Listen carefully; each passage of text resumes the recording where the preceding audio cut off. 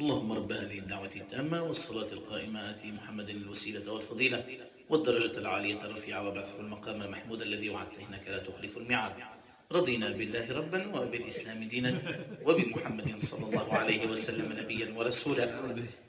وهكذا إخوة الإيمان في كل مكان ارتفع صوت الحق مناديا لصلاة العشاء من الرحاب الطاهرة من جوار بيت الله الحرام في مكة المكرمة.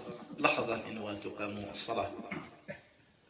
تسمع الشيخ الملا مع الشيخ سديس عاوتاني غيقيم الصلاة والناس تجارة الصفوف تيتقادوا. تسمع الملا يقول الله أكبر الله أكبر أشهد أن لا إله إلا الله أشهد أن محمدا رسول الله حي على الصلاة حي على الفلاح قد قامت الصلاة قد قامت الصلاة الله أكبر الله أكبر لا إله إلا الله.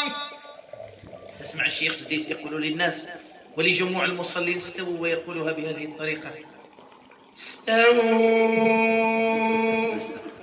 استووا أقيموا صفوفكم واعتدلوا أتموا الصف الأول فالأول. الله أكبر الله أكبر. ويقرأ الفاتحة يقول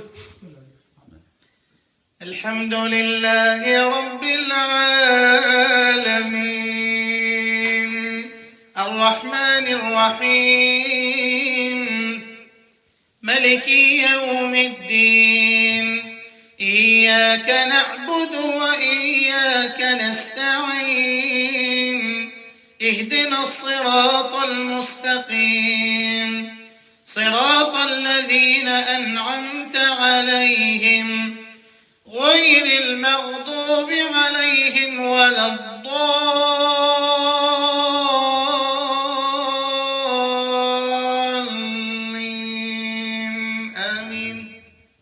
ثم يقرأ يقول قل أعوذ برب الفلق من شر ما خلق ومن شر غاسق إذا وقب ومن شر